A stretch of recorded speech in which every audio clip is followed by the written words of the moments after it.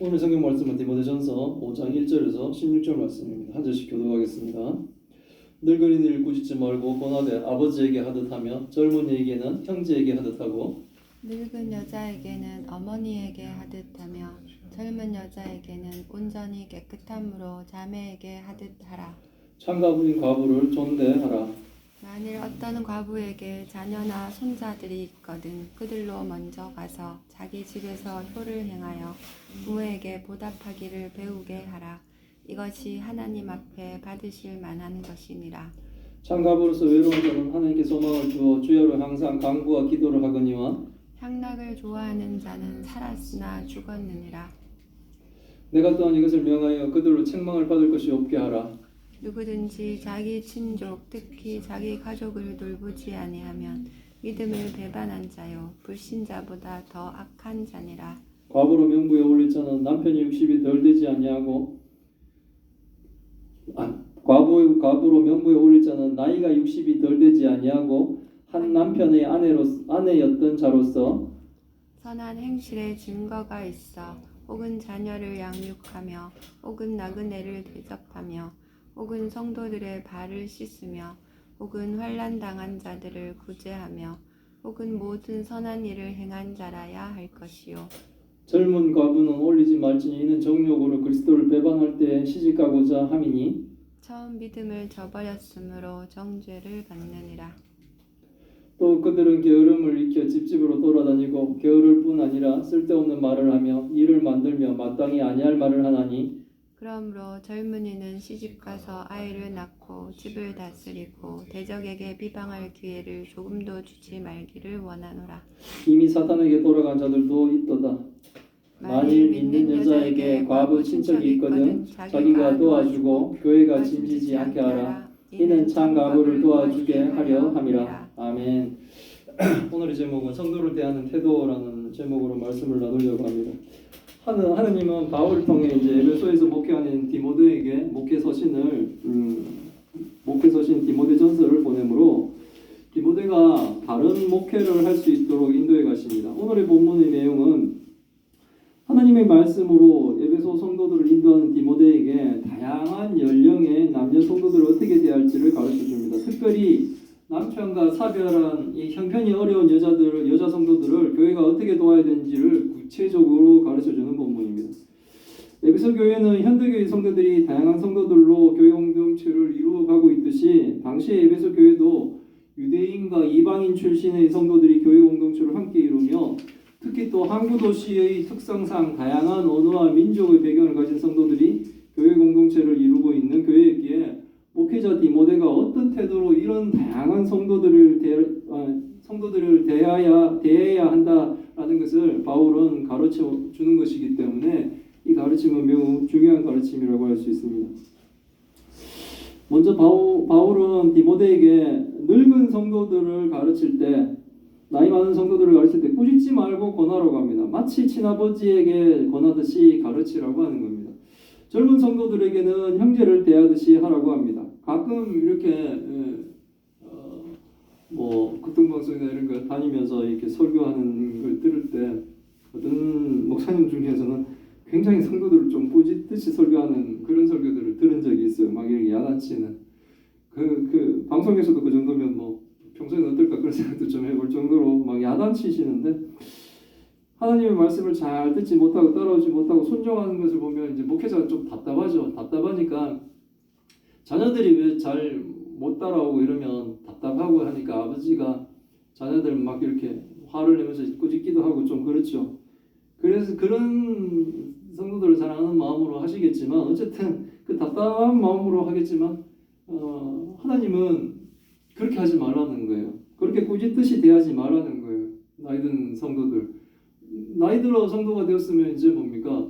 답답하죠. 듣는 것도 잘 못 듣고 이해도 좀 늦을 수가 있고 그리고 지금 평생 살아온 그 고집도 있고 여러 가지가 있으니까 그런 부분이 있겠지만 그렇게 꾸짖듯이만 그렇게 하지 말고 아버지 대하듯이 하라는 겁니다. 그리고 나이 어린 성도들도 자기보다 어린 성도들이 왔다고 막 이렇게 대하지 말고 자기 형제듯이 대하듯이 그렇게 하라는 거죠.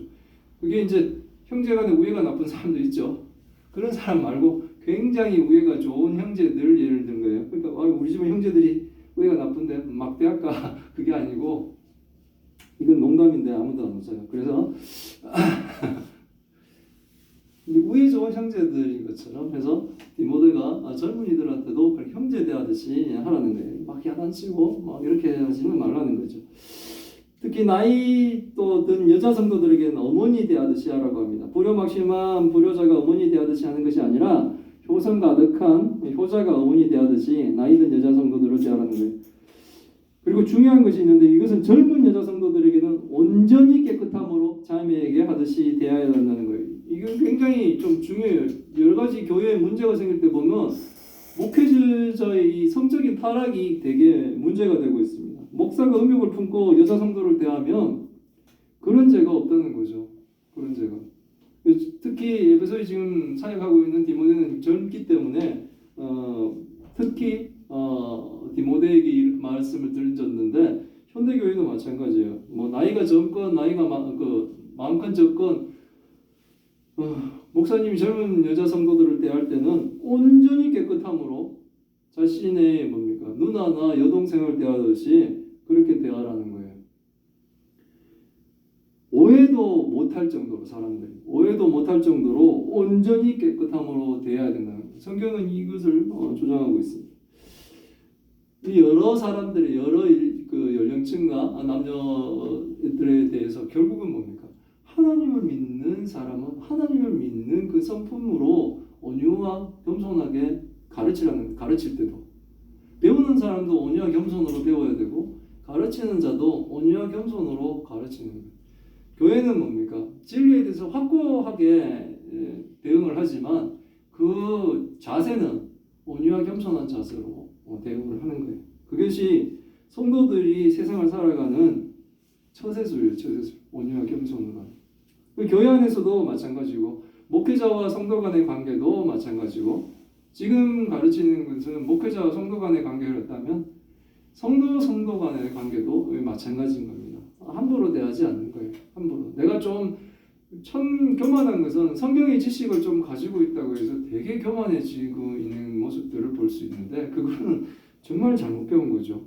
가르칠 때 비웃듯이 막 가르치고 이러면 그건 정말 잘못된 겁니다. 내용이 이단이 아니라 자세가 이단이 될 수도 있는 거예요. 그렇게 해서는 안 된다는 겁니다. 그리고 오늘의 본문에서는 특히 참가부에 대한 과부를 교회가 돌보는 것을 강조하고 있는데 특히 참가부인 과부를 존귀히 존대하라는 거예요. 과부 중에서도 의지할 데 없는 이 외로운 과부들을 존경하라는 거예요. 존귀하게 대하라는 거예요. 여기에서 존경이라는 이 존대하라는 것에는 마음뿐만 아니라 경제적인 실질적인 지원이 포함된 존재인 겁니다. 교회가 의지할 데 없는 참가부를 도우라는 거예요. 그분을 위해서 기도해 주는 것도 되게 큰 일이죠. 예, 기도하고 걱정해 주고 이런 건데 거기서만 그쳐버리면은 실질적으로 먹고 사는 문제를 그 사람은 뭡니까? 해결을 못 하는 거죠. 그러니까 실질적인 도움도 줘야 되는 거예요. 근데 만약에 과부에게 자녀나 손자들이 있으면 자녀나 손자들이 먼저 그들의 집에서 과부에게 효를 행하여 부모에게 보답하기를 배우게 하라는 거예요.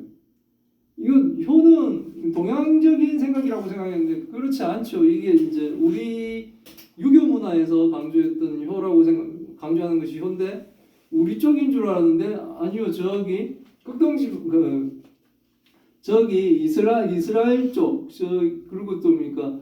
지금 에베소 교회 그리고 이 기독교가 전파되는데도 보면 여기서 말하는 것은 뭡니까? 그 과부에게도 자식이나 아니면 손자까지라도 있어서 그 사람들이 도울 수 있으면 돕도록 하는 그 효를 배우게 하라는 거예요. 여기서 보답하다라는 것은 근데 뭐냐면 자기 자식이나 손자들이 어머니에게 받은 것을 성장했으니 그것을 보상하라는 거예요. 사실은 우리가 뭐 태어나서 그냥 자라나요? 돌보잖아요, 부모가. 어머니가 돌봤잖아요. 어머니가 막 이렇게 돌보면서 그들을 키웠잖아요. 그 경제적인 부분들이 자녀에게 많이 뭡니까? 할애가 됐죠. 그렇게 해서 성장해서 자기도 결혼하고 자식을 낳고 그래서 그 과부에게 자식도 있고 손자도 있게 된 거지 않습니까? 그러니까 공짜로 받겠다는 거 아닙니다. 보답을 해주라는 거예요. 이건 당연한 경제적인 논리도 되는 거죠. 받은 만큼 돌려줘라는 거예요. 여기서는 그런 계산적인 부분으로만 따지는 건 아니지만 인지상정으로 그 과부에게 그녀를 도울 수 있는, 외롭고 힘이 없어 경제적인 활동을 못해서 생활이 어려운 그 과부에게 자녀나 손자들이 도울 수 있는 친척이 있다면, 도울 수 있는 가족들이 있다면 그들이 돕게 하도록 하라는 거예요. 경제적인 봉양을 자녀나 손자들이 과부에게 해야 된다는 겁니다. 이렇게 하는 것이 하나님을 기쁘시게 하는 일이며 이것이 바로 성경적인 거예요. 유교적인 게 아니라 성경적인 겁니다. 과부라고 교회가 무턱대고 돕는 것이 아니라 자녀가 있고 손자가 있는 과부는 그녀의 자녀들이 과부를 경제적으로 봉양하는 것이 맞다는 것이에요. 그러나 돌볼 자식도 없고 의지할 데가 없는 이 외로운 창가부는 오로지 뭡니까? 하나님께만 희망을 두고 밤이고 낮이고 끊임없이 하나님께 간구하며 기도할 수밖에 없는 거예요. 왜? 의지할 데가 없으니까요. 하나님밖에 의지할 수 없으니 하나님만 바라보고 기도할 수밖에 없어요. 이런 힘든 상황에 처해져 있는 그 과부는 교회는 뭡니까? 존귀하게 대하며 물질로도 그 과부를 도와줘야 된다는 거예요. 하나님께 소망을 두고 항상 기도와 간구를 하는 창과부와는 달리 이제 누구의 간섭도 없이 이제 혼자 되었다면서 사치스러운 생활을 하며 방탕한 생활을 하는 등의 향락을 좋아하는 과부, 그런 과부는 사실은 숨쉬고 살아있는 것 같지만 죽었다라고 바울은 말하는 거예요. 긍정하죠. 오직 하나님과 기도하며 간구하며 이렇게 사는 사람도 있겠지만 이제 과부가 됐으니까 홀가분하다 이제 나는 그러면서 막 향락에만 빠져있는 사람이 있는데 그런 사람들은 뭡니까? 살았으나 죽었다라고 얘기하는 거예요. 바울은 디모데가 이런 것들을 에베소 교회 성도들에게 잘 가르쳐서 몰라서 잘못하는 사람이 없게 하라고 합니다. 가르치는 목사는 잘 가르쳐야 돼요. 그래서 목사가 가르치는 것으로 성도가 하나님과 교회 그리고 다른 이들로부터 책망을 받지 않게 할 수 있기 때문에 그렇습니다. 성도가 잘못 배운다면 목사의 책임이 거의 90%인 거죠. 잘못 가르쳐서 그런 거예요. 잘 가르쳐서 잘 배우게 해야 되고 성경의 말씀을 목사가 써서 가르치는 이유는 사람들이 다 성경을 보면서도 하나님의 뜻을 이해해 가겠지만 좀 더 이해할 수 있도록 잘게 고기를 다져서 소화가 잘 되도록 그렇게 입에 넣어주듯이 그렇게 해야 될 역할을 담당하고 있는 게 목사인 거예요. 그렇게 하라는 거죠. 하나님을 믿는 성도는 자기 친척 특히 자기 가족을 잘 도와봐야 됩니다. 그렇게 하지 않는다면 그 사람은 교회 안에 있다고 하지만 믿음을 배반한 자의 불신자보다 더 악한 나쁜 사람이라는 거죠. 저는 이런 얘기를 들은 적이 있어요. 맨날 회사 다닐 때 같은 연구소에서 하는 연구원 제 선배인데 그분이 제가 이제 기독교 30살이 됐을 때 이제 예수님을 처음 믿고 하니까 갑자기 또 30살이 돼서 예수님을 믿기 시작하면 좀 별나게 또 그렇게 해요. 옛날에 예수 안 믿고 쭉 오다가 갑자기 이 사람이 또 믿으면서 또 별나게 그러니까 선배가 날 보다가 좀 지나서 네가 의외되는지 한번 보자 이런 식으로 얘기하더라고요. 그러면서 이제 기독교에 대해서 안 좋게 얘기하는 건 뭐냐면 자기 집 쪽에 보면 자기 큰아버지인지 누군지가 자기한테 그 자녀들이 교회에 그랜드 피아노 사주고 버스 사주고 이랬다고 그러는데 그거 하면서 자들 나한테 용돈 한 번도 안 주면서 교회는 저를 갖다 퍼바친다 하면서 그렇게 욕을 하더래요.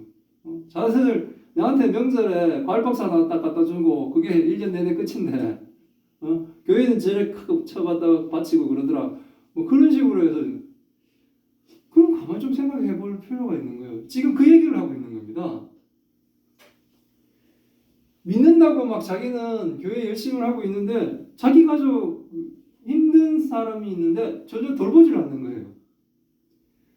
그걸 교회는 성경은 확실하게 얘기해요. 그 사람 교회 안에 있는 거지만 믿음을 배반한 자다. 불신자보다 더 악한 자다. 이거는 거의 뭡니까? 안 믿는 자라고 얘기하는 믿음을 배반한 자다라고 선포하고 있는 거예요. 성경은 그렇게 가르치고 있는 겁니다. 그러니까 교회 이렇게 하면서 사람들이 칭찬을 받고 이런 거에 취하지 마시고 오히려 돌아봐야 되는 거예요.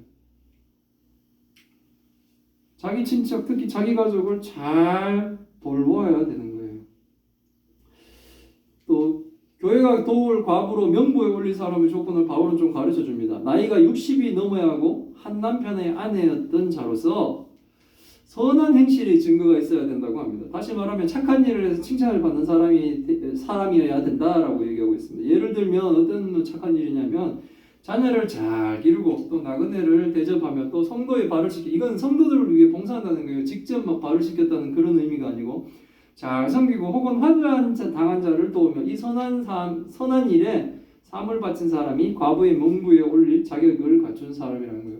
그렇게 쉬운 그 자격은 아니죠. 예, 그렇다는 거예요. 그러면서 과부 영광에 젊은 과부는 올리지 말라고 합니다. 이유는 그리스도를 위해 헌신하다가 간혹 재혼하기 위해 그리스도를 배반하는 일이 있기 때문이다라고 얘기하고 있어요. 재혼을 하기 위해서 그리스도를 배반하며 처음 믿음을 저버린 사람은 정죄를 받게 됩니다. 마치 재혼을 금하는 것처럼 보이죠 이게. 근데 디온 14절 우리 나중에 좀 배우겠지만 그때 보면 바울은 지금 재혼을 금하는 게 아니에요. 그러나 자신의 정욕 때문에 재혼을 하면서 그리스도를 배반하는 사람은 그리스도를 배반하는 것으로 인해 정죄를 받는다는 거죠. 이게 하나님 재혼을 하지 말라는 얘기가 아니고 그리스도를 배반할 정도로 정욕 때문에 다른 것을 한다는 거예요. 그러니까 뭐 재혼을 한다고 그리스도를 배반할 필요는 없잖아요. 그런데 그리스도를 배반하며 자신의 정욕을 채우려고 하는 사람들이, 이 젊은 과부들은 좀 그럴 수가 있다는 거죠. 그리스도를 배반하는 젊은 과부들은 어떻게 해야 하느냐면 이 집 저 집 다니면서 시간을 낭비하는 게으름을 익힐 뿐만 아니라 쓸데없는 말을 하며 일을 만들며 수다를 떨고 남의 일에 참견하고 해서는 안 될 말을 하는 사람들, 이 사람들이 지금 그리스도를 배반하는 젊은 과부들이라는 그런 이제 특징이 있더라는 거죠. 이거 아마 실질적인 케이스 때문에 얘기가 나왔을 거예요. 에베소 교회에 젊은 과부들 중에 이런 사람이 있었을 거예요. 그래서 막 이게 교회 분란이죠. 입저집 다니면서 해야 될 말 안 해야 될 말 막 하고 다니고 시간 낭비하고 이런 사람들은 돌볼 가족이 없는 이렇게 과부일지라도 이 젊은 과부는 이렇게 올리지 말라는 거예요. 차라리 젊은 과부들이 이렇게 그리스도를 배반하고 악을 행하는 것보다는 젊은 과부는 재혼을 하라는 거예요. 재혼하여 아이를 낳고 가정을 다스리는 것이 바울은 더 낫다라고 얘기합니다. 이렇게 함으로써 대적들에게 비방할 기회를 조금도 주지 않기를 원한다라고 합니다. 그리스도를 배반하거나 집집이 다니며 게으름을 익히고 쓸데없는 말을 하는 것보다는 차라리 그렇게 혼자 산다고 막 그렇게 온데 돌아다니면서 이상한 짓 하지 말고 차라리 재혼하여 집안을 잘 살펴서 교회를 공격하려고 하는 이 대적자들에게 그 사람 때문에 비방거리를 주지 말라고 하는 거예요. 처음부터 아예 비방거리를 안 만들게 그런 사람들은 빨리 재혼을 하라는 거예요. 오히려 재혼을 해서 한 가정에 충실하게 살아가라고 얘기하는 겁니다. 근데 이미 젊은 가부 몇 사람은 그리스도에 대한 믿음을 저버리고 사탄에게 돌아간 자들도 있다라고, 이 배교가 있다는 거죠. 이거 보면 교회에 들어왔으나 배교를 하는 사람이 그 당시도 있고 지금도 있는 거죠.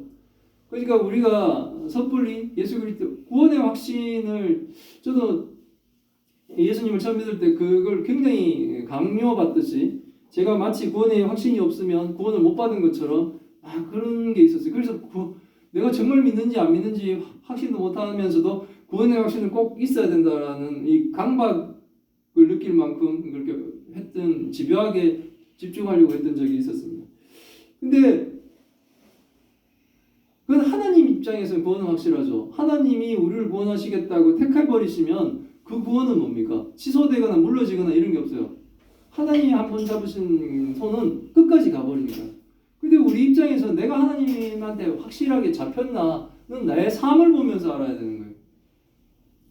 삶이 하나님의 성도로서 온전한 삶을 살지 않으면서도 나는 하나님께 잡혀있네, 나는 구원은 확신하네 라고 생각한다면 그거는 엄청난 착각이죠. 그런 사람들은 뭡니까? 배교도 하는 거예요. 자기 이익에 따라 그리스도를 버려버리는 거죠. 그리고 다른 걸 쫓아가는 거예요. 지금 젊은 가부들 중에는 정욕에 타서 정욕 때문에 그리스도를 배반한 자들이 있었다는 거죠. 이미 사탄에게 돌아간 자, 그렇게 했는 사람들도 있다는 거예요. 그래서 그런 것들을 경계하고 있습니다. 만일 믿는 여자에게 과부 친척이 있다면 믿는 여자가 과부 친척을 도와주고 교회가 짐을 지지 않도록 하라 라고 얘기하죠. 성도에게 성도에게 그 과부된 자가 성도든 아니든 간에 그 사람을 도와주라는 거예요. 교회가 그 사람을 돕도록 하지는 않도록 하라는 거예요. 왜냐하면 교회는 진짜 참가부를 도와야 되기 때문에 그렇습니다. 교회는 의지할 것 없는 참가부를 교회는 도와줘야 되기 때문에 도울 수 있는 사람이 있는 사람들을 그 사람들이 돕고, 교회는 정말 하나님만 쳐다보고 살고 있는 외롭고 그리고 뭡니까 경제적으로 어려운 분들을 도우라는 거예요. 오늘 본문을 말하면 참가부는 사실 뭡니까? 경제적으로 스스로 문제를 해결할 수 없는 가난하고 연약한 사람을 의미합니다. 어디 뭐 과부만 하겠습니까? 남자들도 마찬가지죠. 혼자 사는 남편도 마찬가지죠. 그런데 이 당시에는 남편이 죽음으로 인해서 이 과부들은 경제적인 것, 사회적인 것, 이 모든 지위들이 사실 상실되어 앞으로 살아갈 날이 막막한 상황에 놓여지는 사람들이 있었던 시대였기 때문에 그렇습니다. 지금은 뭐 남자가 혼자 된다, 여자가 혼자 된다 그래서 뭐 경제적인 지위가 날아가거나 막 이렇게 되는 건 아니죠. 근데 당시에는 그랬다는 거예요. 교회는 그런 연약한 자들을 도와야 된다는 거예요. 그 일을 목회자가 나서야 되는 겁니다. 그렇다고 교회가 모두를 도울 수는 없으며 과부에게 자식이나 손자가 있으면 그들이 과부를 도와야 된다는 거죠. 현대교회에서도 교회가 주변의 강한 자를 구제하는 그 구제 활동을 해야 되는 겁니다. 하나님께 받은 사랑을 이웃에게 돌려주는 것이 교회가 이웃을 사랑하는 하나의 방법입니다. 그리고 목회자는 성도들을 대할 때 자신의 부모나 형제 자매들을 대하듯이 대하라는 거예요. 물론 가족 간에도 이제 원수보다 못하고 서로를 대하는 가족들도 있지만 그런 비정상적인 가족을 생각하지 마시고 부모와 자식이 서로 사랑하고 공경하는 가족, 형제 자매가 매우 우위 있는 가족을 생각하시고 그런 가족 간의 관계처럼 목회자는 성도를 대해야 되고 또 그 성도들을 그런 식으로 대하면서 가르쳐야 된다는 거예요. 왜 그렇게 해야 될까요? 그래서 우리 예수 그리스도께서 머리 되신 교회를 함께 이루어가는 우리가 예수님의 몸을 이룬 지체이기 때문에 그렇습니다. 그래서 누가 누구 위에 군림하거나 누가 누구를 다스리거나 또는 누구는 종처럼 다스림을 받는 그런 관계가 교회에서 이루어지면 안 된다는 거예요. 계급이 막 아래 위로 나눠진 것처럼 해서 누구는 막 군림하고 어떨 때는 막 거의 목사가 거의 막 왕창 장악을 하고 어떨 때는 장로가 막 해서 목사를 막 수시로 막 바꾸기도 하고 이렇게 뭔가 권력 싸움 같은 그런 것들이 일어나서 나는 곳이 아니라는 거예요. 섬기는 곳이라는 겁니다. 목사는 지금은 하나님이 세워주신 이런 직분들, 목사나 장로나 이런 직분들은 굉장히 고귀하죠. 하지만 그것이 다른 이보다 높다는 생각은 엄청난 교만입니다. 가끔 성경을 머리로만 배우면 다른 사람들이 참 모자란 것처럼 자신만이 큰 비밀을 가진 것처럼 착각하는 경우가 있습니다. 이것은 교만이며 큰 잘못입니다. 뼈는 익을수록 머리를 숙이듯이 정말로 성경을 많이 안다면 하나님의 사랑에 먹이가 숙여지고 다른 사람도 하나님이 자신을 사랑한 것처럼 사랑할 수 있게 되는 것, 이게 진정한 뭡니까? 성경의 지식을 가진 자의 모습이죠. 근데 뭡니까? 막 비웃듯이 막 이렇게 가르치려고 들고 참 어찌 저래 모를까? 어찌 저래 믿음이 저 수준밖에 안 될까? 막 이렇게 한심하다는 듯이 픽픽 끓이면서 그렇게 하고 있다면 그걸 또 우스꽝스럽게 만들어버린다든지 사람을 그렇게 한다면 그거는 뭡니까? 잘못된 거예요. 그런 자세로 이단을 판단하기도 하더라고요. 그렇게 해서는 안 된다는 거죠. 우리는 뭡니까? 오늘의 본문에서 하나님이 말씀하시는 것, 약한 자를 돕고 교만하지 않고 사랑이 막 이렇게 교류되는 그런 교회를 우리는 뭡니까? 세워가길 바랍니다. 우리 예수장교회는 서로가 뭡니까? 하나님을 사랑해서 그 받은 사랑을 상대에게 베풀어가는 그런 교회가 되기를 기원합니다. 아멘. 아멘. 기도하겠습니다. 하나님 감사합니다. 오늘의 말씀을 통해 하나님의 뜻을 알게 하시니 감사드립니다. 하나님이 예수 그리스도를 십자가에 못 박아 죽이실 만큼 우리를 사랑하신 것을 분명히 알게 하옵소서. 우리가 받은 하나님의 사랑을 성도들에게 베풀게 하옵소서. 나이가 많고 적든 성별이 남자이건 여자이건 모두 우리가 사랑해야 할 대상임을 분명히 알게 하시고 서로 사랑하며 교회 공동체를 이루게 하옵소서. 교회가 가난한 일을 도울 수 있기를 바랍니다. 우리가 우리 가족을 경제적으로 도울 수 있기를 바랍니다. 자식이 부모를 잘 봉양할 수 있기를 바랍니다. 우리가 하나님의 사랑을 받으면 또 받은 것을 확실히 알게 하여 주셔서 우리가 받은 것을 다른 이를 위해 나눌 수 있는 사랑을 우리에게 허락하여 주옵소서. 서로 사랑하며 아끼며 하나님 뜻 안에서 서로 기뻐하는 교회와 성도들이 다 되게 주님 도와주옵소서. 하나님 또 큰 병으로 고통받고 있는 주의 딸들이 있습니다. 하나님 오랜 시간 힘든 아버지의 병과의 싸움을 하고 있습니다. 주님 긍휼히 여겨 주옵시고 하나님의 놀라운 능력으로 그 병들이 치유받을 수 있도록 허락하여 주옵소서. 또한 아버지 함께 고통받고 있는 그 가족들을 위로하여 주옵소서. 눈물로 아버지를 쳐다보고 있는 그들의 눈을 하나님 외면치 마옵시고 하나님 그들이 기뻐할 수 있는 놀라운 능력과 아버지 놀라운 결과들이 일어날 수 있도록 주님 도와주옵소서. 하나님 우리가 어리석어 지금은 답답하여 하지만 아버지 이것이 시간이 지난 뒤에 이 모든 사건을 통해 모든 일을 통해 하나님을 더욱 찬양하게 하옵소서. 이 모든 말씀 우리 주 예수 그리스도 이름으로 기도드리옵나이다. 아멘.